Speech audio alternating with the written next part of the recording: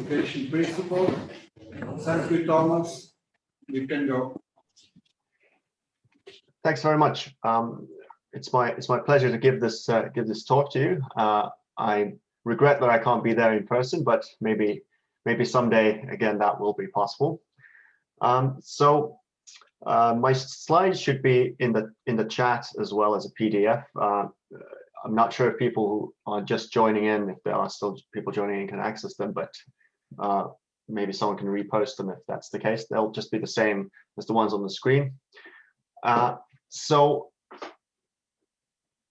I'm going to start without any further ado. I should say that this is part of what I'm talking about is part of the ERC-funded Meta Science project, which you can see there on the link, and on my background, my cool Meta Science logo as the background. There we go. That seems to work. Yeah, the topic is natural kinds, and particularly on this criterion of mind independence that is often mentioned in connection to the thought that we need some sort of objective criterion for the reality of kinds. But this mind independence criterion has also faced some important criticisms, perhaps most significantly from Muhammad Ali Khalidi. And I'm going to be focusing mainly on his critical remarks about the mind independence criterion. Then I'm going to say something about the connection between natural kinds and projectability and entrenchment, projectability in scientific context in particular. And I'm going to finish by talking about how I think we should understand this mind independence criterion for natural kinds, how I think it's still going to be usable by applying it rather than to natural kinds themselves, to the principles that unify the various properties that members of natural kinds have. So that will be the last section of the talk, and the sort of more positive contribution that I'm going to be trying to make today. Okay, so let's get started. I should start by saying something about what I think natural kinds are, although that won't be my key question today.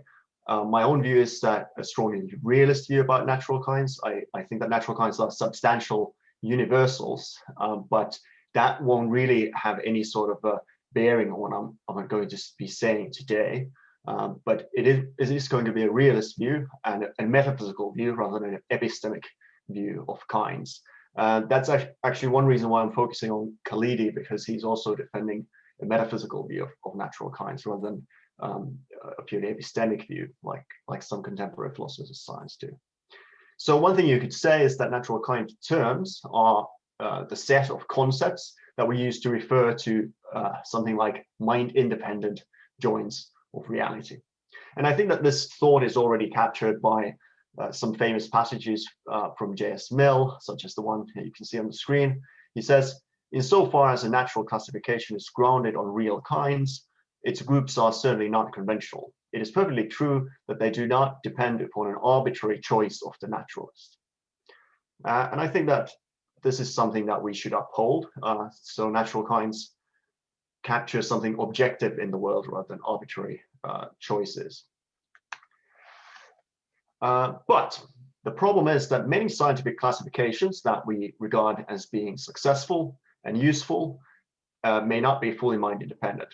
And nevertheless, insofar as these scientific classifications are useful and they capture something like generalization that can be used to make predictions, so they are projectable, then many people, many philosophers of science would want to regard these scientific classifications as natural kinds. So we have this initial conflict here, and that is one of the main reasons, not the only one, but one of the main reasons why this mind independence criterion has recently come under severe criticism. So here are some examples: Laura Franklin Hall, Muhammad Ali Khalidi, as I mentioned, and Mark Ereshevsky. Now, I have a longer version of the paper than I'm able to give today, where I discuss also briefly Franklin Hall's and Ereshevsky's comments on this. But Franklin Hall is actually defending a type of anti-realism about kinds, or it can be construed as such.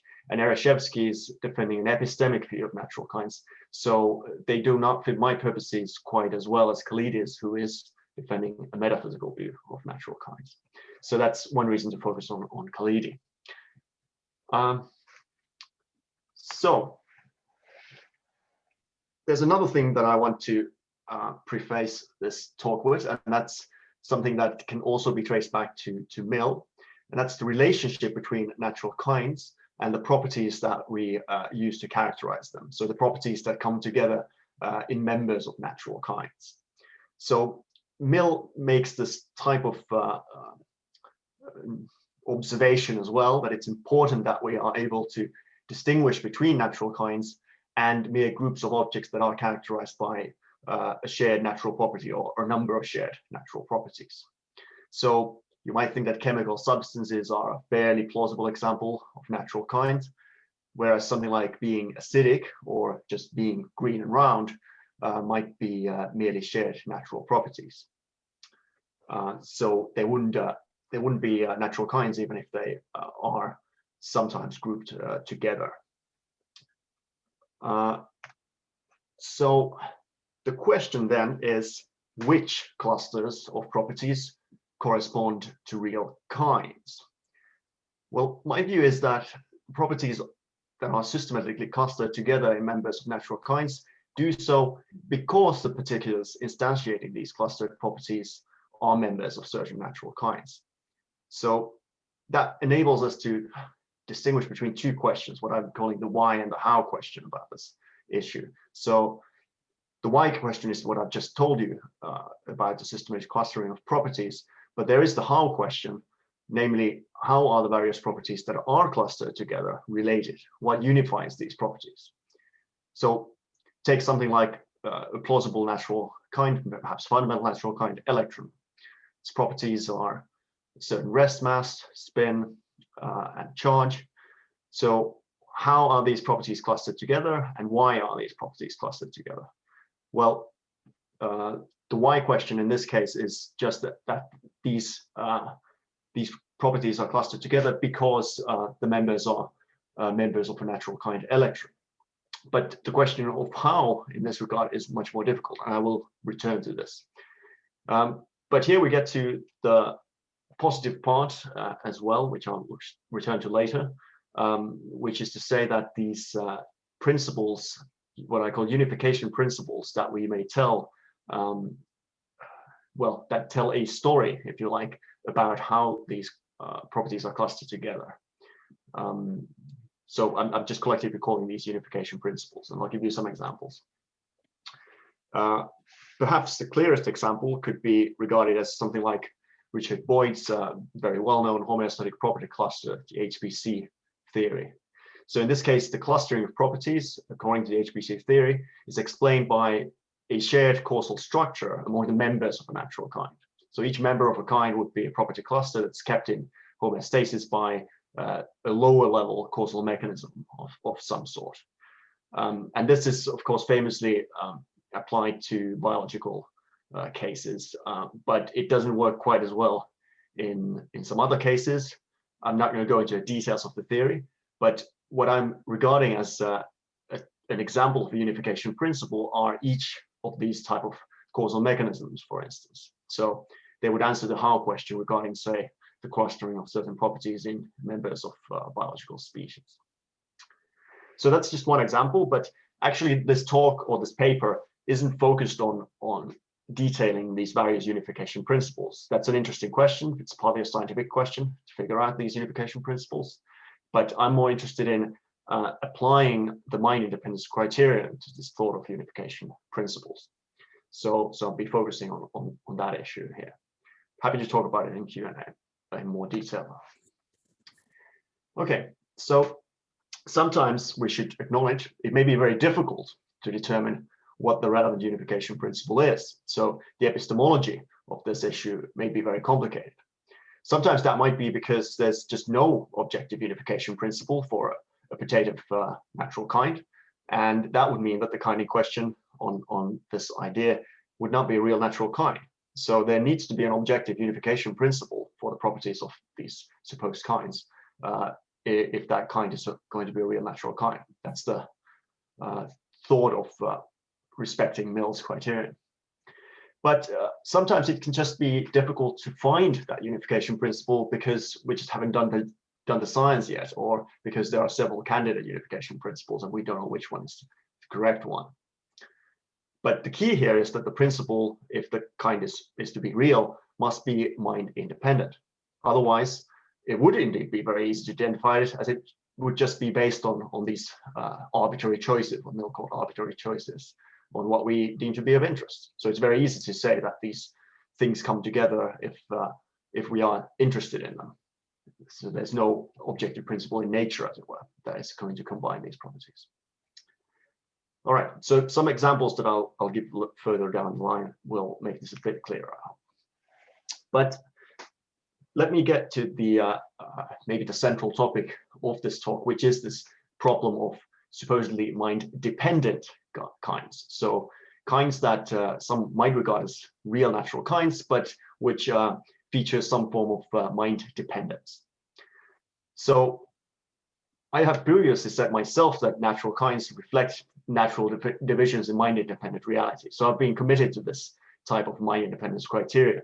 But people like Khalidi have then pointed out that there are these kinds that are clearly, in some sense, mind-dependent, but which we would surely want to regard as if not clearly real kinds, that at least clear candidates for real kinds. And here are some examples: Einsteinium, the element with atomic number 99, psychological kinds, perhaps, such as depression, social kinds, such as money, and the list goes on. Especially in high-level sciences, we get clear candidates for this.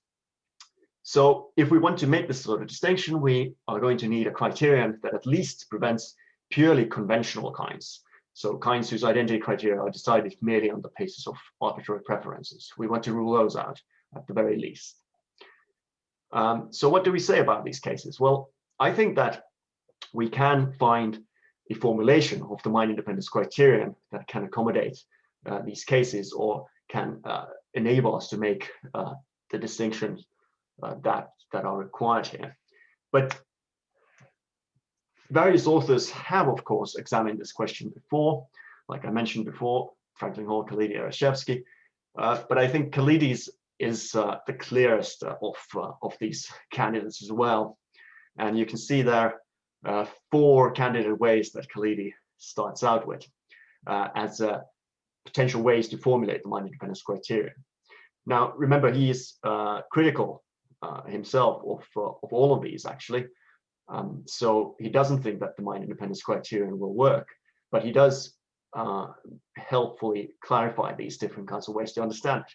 So the first one here, mind dependence of the kind versus its instances, is quite easy to understand. The idea is just that the individual members of a natural kind, its instances, could be mind independent, but the kind itself could be still mind independent. Sorry, mixed the words there. So Einsteinium, for instance, this transuranic natural kind, which is very short-lived, will satisfy 1, because the kind itself could still be considered, in an important sense, mind independent, even if the specific Einsteinium atoms would always have to be synthesized by humans with particle accelerations and so on. So you could say that humans are needed to synthesize the individual instances, but the kind itself is mind independent. Now, there are some complications here, because you might think that we might have never synthesized any Einsteinium atoms. Would the kind still exist? Well, that will depend partly, the answer to this will depend partly on what you think about the existence of kinds without any instances. So if you're an Aristotelian and you think that natural kinds are universals, you might want to say that they always need to be instantiated. But I'm going to leave this question aside, because that's going to depend on the preferred version of the metaphysics of natural kinds as well. Okay, but that seems like one way to understand the mind independence criterion, and there are ways for it to work. The second one, causal versus constitutive mind dependence. Well, the thought here is that human minds could be causally involved in the creation of certain natural kinds, but these kinds could nevertheless be constitutively mind independent if there's no part of their nature that is itself mind dependent. And kinds like Einsteinium would again seem to qualify as mind independent on this criterion, whereas some mental disorders, for instance, might not, because you might think that we need human minds for something like a psychiatric disorder to manifest. The third one brings in quite explicitly the idea that I already mentioned in connection to the first potential way to go here, namely certain kinds, such as these mental disorders I've just mentioned, could not have come about without human minds. So they're necessarily mind dependent. Whereas in contrast, we might allow for the possibility for something like Einsteinium to come into existence without human minds, if it could be spontaneously created. A little bit controversial perhaps, but there might be a way to use this distinction. Finally, the fourth one brings up the idea that some putative kinds are theory dependent, so perhaps money would be a good example. The existence of money depends on a particular theory of economics, and hence it's not going to be independent in that sense. But Khalidi actually questions whether this is going to be a particularly useful distinction, because it's certainly not the case that all social kinds would be theory dependent in this sense. So you can't just rule out all theory dependent kinds and think that you're done. Okay, so that's a very brief introduction to these different ways of looking at it. But Khalidi thinks that they're all a little bit problematic, and I agree, I'll grant him that. He does present a fifth potential criterion, which he thinks fares a little bit better. So this is the idea that we can distinguish between mental sustenance versus the initial manifestation of a kind.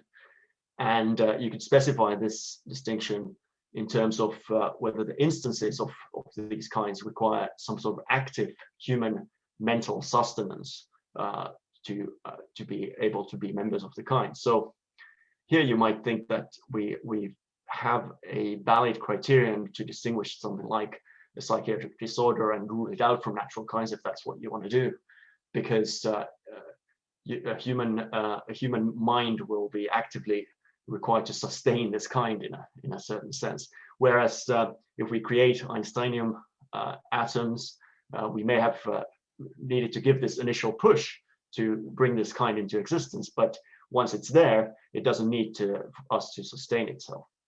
Well, Einsteinium decays very rapidly, so it's not going to be hanging around for very long, but you get the point. So this might work up to an extent, but Khalidi actually doesn't think that any of these five criteria are going to really do the trick for the mind independence criterion. And here's the reason. So he thinks that we may be able to distinguish social and psychological kinds, which a lot of people would want to rule out from natural kinds. And I should stress that I don't necessarily want to do this, but I'll get to that later on. And you want to maybe keep something like artificial elements like Einsteinium. But Khalidi doesn't think that this gives us a good ontological account for distinguishing real and ersatz kinds. So why is that? Well, he says that the problematic kinds that we certainly want to rule out, he mentions fairies as an example, they don't cease to be when there are no human minds to sustain them, according to the fifth criterion, because they were never real kinds to begin with. So he says there are no instantiations of such kinds because there is nothing in reality that would correspond to the specifications or characteristics that members of those kinds are posited to have. Good. Well, that makes sense, but that means that we are going to need some other criterion for the reality of kinds, obviously. So I want to say a little bit about Khalidi's own positive proposal, and then point out some problems with that positive proposal before moving back to the mind independence criteria. Okay, so Khalidi defends famously what he calls the causal criterion of reality for kinds, and he's not the only one to defend this type of idea. I think it's a nicely well-developed view, though, so it makes for a good target. So he thinks that natural kinds are clusters of causal properties, or what he calls nodes in causal networks. And this is going to be tied to projectability, which I already talked briefly about. But to give you a little bit of background about projectability, this is something that goes back to classic debates about natural kinds between Kim and Fodor. So Kim says a projectable law needs to have the ability to be confirmed by observation of positive instances. And Kim famously argues that psychological states aren't projectable in this sense. So there's no special science laws concerning them, and hence they're not natural kinds. So projectability is tied to the reality of a natural kind in this sense. However, Fodor disagrees, and he says that pain, for instance, and believes that P, which are mental states, obviously, they express real states, he says, about which all the available evidence suggests that there are real laws. So they would be projectable as well if that's the case. Okay, so this goes back to classic views, but Khalidi himself, and this goes back to the fairy example, has a much more intricate view about this. And this is a long quote, but I want to read it in its entirety because I think it captures a couple of important things about this debate. So he says, if I want to know whether there is a real kind, fairy, I'm primarily concerned with the question as to whether there is a group of individuals, all of whom share such properties as smallness of stature, area of flight, disposition to live in woodlands, ability to perform magic, and so on. They may not have all the exact same set of causal properties, but there must be enough similarity among them to participate in the same or similar causal processes. Accordingly, the categories that correspond to these kinds are projectable, feature inductive inferences, and figure in scientific explanations, whether in the natural or social sciences. And it's really the ending of this passage that is important in tying this together in the tradition that Kim and Fodor already started out with. So projectability, featuring in inductive inferences, figuring in scientific explanations. These are the important criteria for figuring out whether something like a fairy could be a real kind, not the properties that the fairies have, and not the clustering of those properties as such. So this is moving away from the mind independence criteria. Now that all sounds fair enough, but we may have some trouble if we try to apply this type of idea, the causal criterion, really tied to projectability systematically. So here's an imaginary example for you, and let's see how the criteria fare. So consider what I'm calling Cornwall rocks, or sea rocks for short. This is based on a loose set of aesthetic criteria, loose set of aesthetic properties, such as relative roundness and reddish hue. So I decide that I want to collect these Cornwall rocks or sea rocks, and I have two criteria. They have to be either relatively round or have this sort of reddish hue. And the sample here seems to satisfy both of these. But the only necessary property, actually, that these sea rocks have is that these rocks are to be found on a specific beach in Cornwall. So it doesn't matter how they ended up there, and they only have to be either round or relatively round or reddish. So I'm hoping that none of you think that these are a very plausible candidate for a natural kind. If you do, then we're not off to a good start, because I've just made this kind up, and I should stress that I haven't actually collected any of these rocks, but I will try to when I next go to Cornwall. Now, do these sea rocks qualify on Khalidi's criteria? Well, you might think that they're not going to, because they don't feature in very many projectable laws or indeed any scientific theories. But you can actually predict whether a given rock is suitable for my rock collection based on its location and its properties. It just has to come from the beach in Cornwall and have one or the other of these properties that I mentioned. So there is a manner of projectability involved here. But if you don't think that this is enough, then we can easily modify the case a little bit. I might decide that I'm never going to collect enough of these rocks on my own. So I offer to give anyone a free beer who gives me one of these rocks from Cornwall. And once the word gets around, a lot of people from Cornwall might come knocking at my door in hope of exchanging one of these rocks for free beer. So a line forms up, and the beer taps are open. if this becomes a suitably popular phenomenon, then perhaps it ends up in the local papers. Perhaps anthropologists are going to be interested in this projectable law about the connection between one's desire to quench thirst with free beer and these rocks from Cornwall. Well, maybe a made-up case, but you can easily come up with examples like this if you want to. Of course, Khalidi is aware that this type of problem may come up, and he compares not the Sea Rock case, but similar cases with something like race and witch, which are at the face of it problematic categories. However, Khalidi thinks that even a kind or a classification like witch was actually a real social kind, in the same way that race is a real social kind now. Not a biological kind, I should stress, but a social kind. And similarly, race might cease to be a real kind at some point, in the same way that witches have ceased to be a real kind. Now, why were witches a real kind? Because there were projectable laws that you could, social laws that is, that you could come up with that would more or less reliably predict people's behavior when they're being associated with these supernatural properties that witches would be associated with. And of course, there's plenty of research about this sort of history. Now, one thing to ask here, is this really the result that we wanted? Did we want witches and race to be natural kinds? I sure didn't, but they are social kinds, of course, that should be stressed here. But nevertheless, it seems like it's a very loose criterion for natural kinds if things like witch and race end up being accepted. And indeed, maybe sea rocks would qualify as well. Or if they don't, what exactly differentiates these cases like race and witch from my sea rocks? If you think that race and witch are plausible natural kinds, then why not my sea rocks? Well, Khalidi has a passage that seems to answer this very question. He says, the difference would seem to be based on how widespread the effects are and how robust, long-lasting, and entrenched the causal profile of the kind in question. So if the category in question only affects the behavior of a single person, leading to minimal social influence, then there's little reason to regard it as a social kind.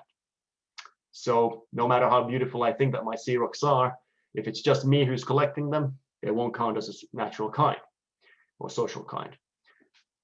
But once I introduce the free beer and I get enough people involved, and if this goes on for years and years, then at some point, they're going to become an entrenched kind, it seems. So where's the limit here? That's the question.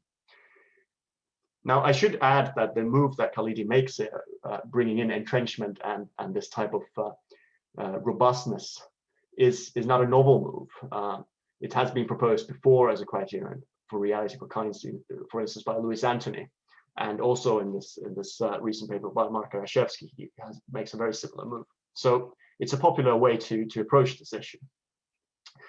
But my worry is that even spurious kinds like tooth fairy, perhaps, would seem to qualify here. So I'm going to leave that at that for now, although I'm going to return to this issue. But I'm going to propose instead this positive view that I want to bring onto the table, which I think handles these sort of cases better. And that is to say that there's still some mileage in this mind independence criterion if we consider it to concern the unification principles for natural kinds rather than the kinds as such. And I already mentioned that the HBC theory could actually be regarded as an example of this. But I should note that Boyd himself might disagree about this, because interestingly, he as well opposes the mind independence criterion quite sternly. So here's a quote from a famous paper by Boyd. He says, "The naturalness of a natural kind is a matter of the contribution that reference to it makes to the satisfaction of the accommodation demands of a disciplinary matrix in the context of a system of a compositional linguistic resources for the representation of phenomena." Now, this is a famous idea of accommodationism that Boyd develops, and this relation of accommodation holds between conceptual and classificatory practices and causal structures.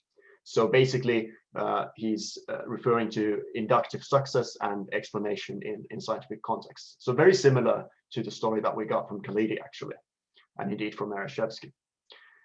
And Boyd also explicitly drops the mind independence, or what he calls independence of practice, from the account, and argues that the reality of a natural kind is not a matter of it not being the result of human conception or practice. So it's going to end up being I think, a type of anti-realist view about kinds. So I would regard Boyd as an anti-realist about kinds on this conception, or conventionalist, if you like. Now, put that aside. The HPC theory is, in any case, unlikely to apply to all natural kinds because it was explicitly designed to apply to biological contexts. Although people have, of course, tried to expand on it. Catherine Hawley and Alexander Bird actually tried to apply it across the board, but whether they succeeded is another question. Now, you might ask even if the causal mechanisms postulated by HPC are one potential example of the unification principle, what others could there be?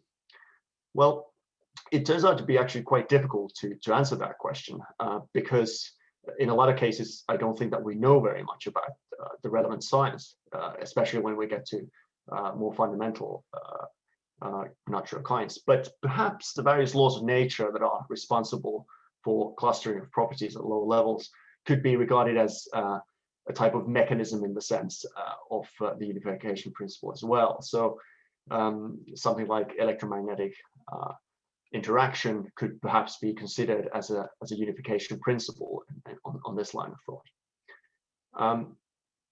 And there are cases, of course, of very fundamental kinds like electron that I already mentioned. And there, this question of the unification of the properties of the kinds, of the members of the kinds, is a notoriously difficult question. So we see a few people, Khalidi also gestures towards this direction, but Andrew Chakrabarty defends this explicitly. He says that fundamental natural kinds unify their properties as a matter of brute fact. So the mass, charge, and spin of an electron, the core properties of an electron, are unified as a matter of brute fact on some of these suggestions. But I think that it's a mistake to conclude that there's no unification principle, that we have to appeal to brute facts just because some cases of unification look to us that like this. So just because we can't find a lower level mechanism essentially to unify these properties of a fundamental kind. And in fact, this is another reason I think to reconsider some of these causal criteria of reality for kinds, because you just can't keep it going when you get to fundamental kinds. Okay, so it's another matter altogether whether we are in a position to know epistemically what the relevant principle is in a case like the case of electron, for instance. But just because we haven't found one yet doesn't mean that there isn't one. Okay, but again, I'm not going to try to develop a particularly detailed account of the unification principles here. I'm just interested in applying them as a criterion of objectivity of kinds in this occasion. So let's get back to the higher level kinds where we can say a little bit more. And you might want to know what the unification principles could be for some of these higher level kinds, some of the kinds that I've already talked about, psychological or social kinds. So as I said, I don't think that there's any reason to rule them out as candidate natural kinds, even if I am myself a little bit skeptical about many of these cases. But there's no reason that there couldn't be an objective unification principle for such kinds, even if some cases certainly lack them. So take again the case of tooth fairy. Now, the properties of the causal profile associated with tooth fairies is based on storytelling, stories that we tell children. But there are some projectable laws about this. If you put your tooth under your pillow, money comes your way. So that's a pretty nice and a robust causal profile, exchanging teeth for money.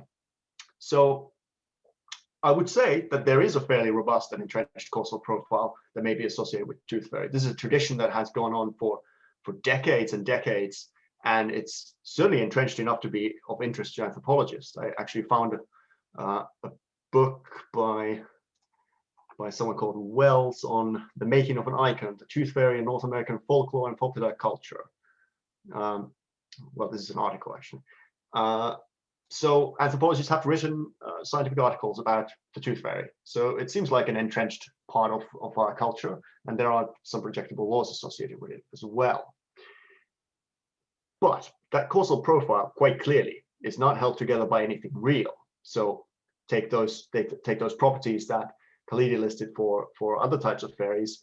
Any properties that we list for tooth fairy wouldn't be properties of the tooth fairy. They would be properties of human storytelling, perhaps, and these sort of cultural traditions, right?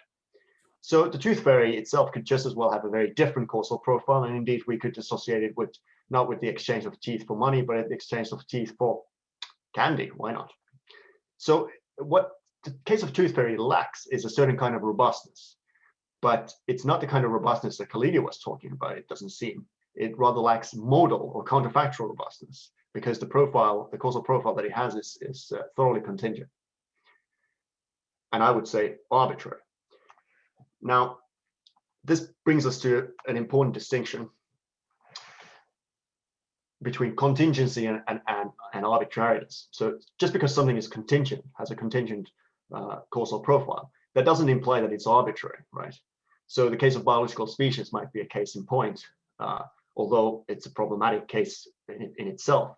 But of course, the members of the biological species could vary in terms of their individual properties quite radically. So that famously, there isn't sort of a reliable set of properties for members of biological species that we could use to make reliable projections.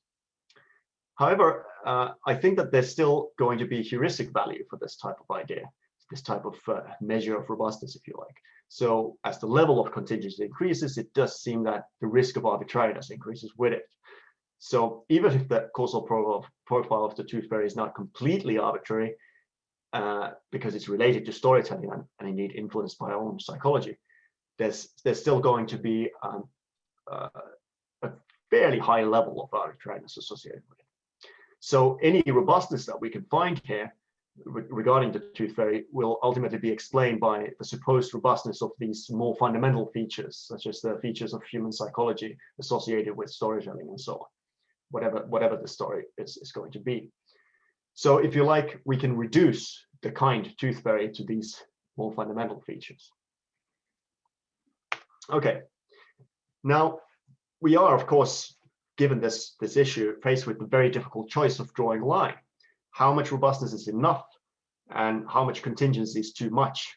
So where do we draw the line between the real kinds and the ersatz kinds, if you like, on this sort of principle?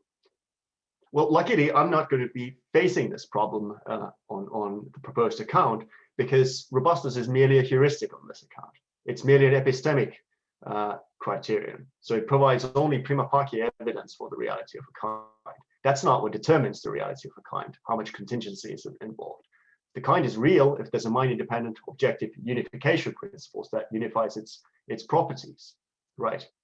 So we shouldn't use just this idea of arbitrariness or relative robustness as a measure of reality, if you like. And we can apply this strategy again to cases like witches or race. Same kind of strategy applies. So these sort of classifications, they may be useful, they may be projectable, they may be harmful, as these sort of cases certainly were.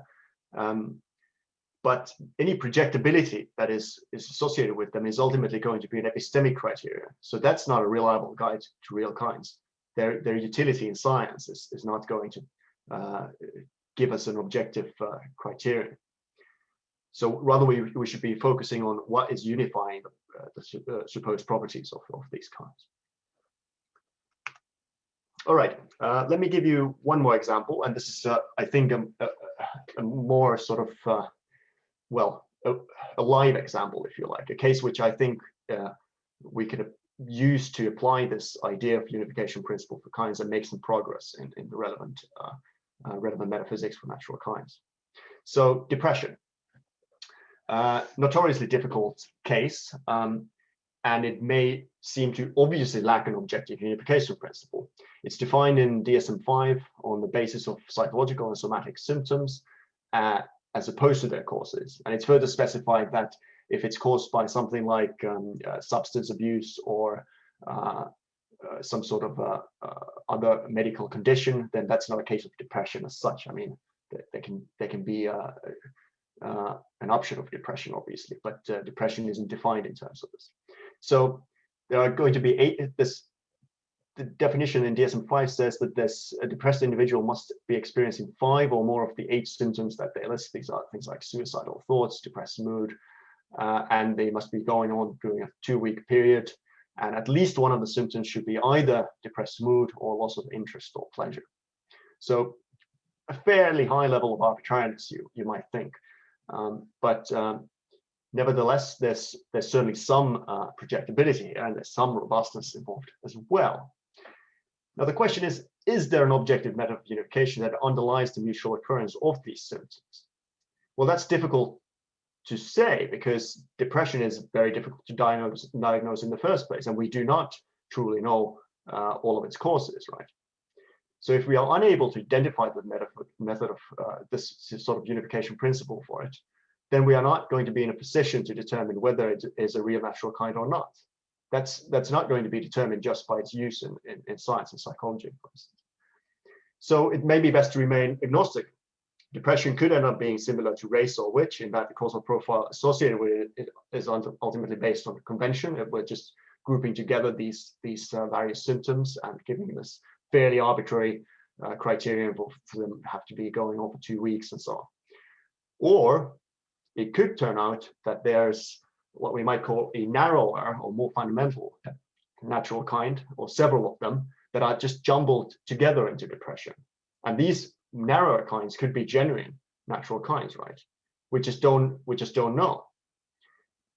Here we might draw a potentially useful analogy with the case of syndrome versus a disease. So a syndrome is a collection of symptoms which may or may not be attributable to a disease, and usually they wouldn't have you wouldn't have a clear known causal basis. I mean, sometimes there might be a clear causal basis, but we just don't know what it is, and that's why we classify something as a syndrome. But there might not be any real causal basis for it. It might just be a fairly arbitrary set of properties, set of symptoms that come together. Whereas a disease typically has a known set of symptoms, and these can reliably attribute it to a disease and often have a clear causal basis. It could be a pathogenic, it could be hereditary, or it could be something else. Now, what we want to know is whether there is a singular disease behind a set of correlated symptoms, and that's just like what we want to know in the case of depression as well. And indeed, any of these cases, we want to know whether there's a singular natural kind that unifies a cluster of properties in terms of a objective unification principle. And this unification principle, if we find it, is going to give us the highest level of robustness, if you like. Okay, so that's the useful thing that we can do with unification principles when we do find them, and that gives us more abilities to predict and more reliable predictions as well.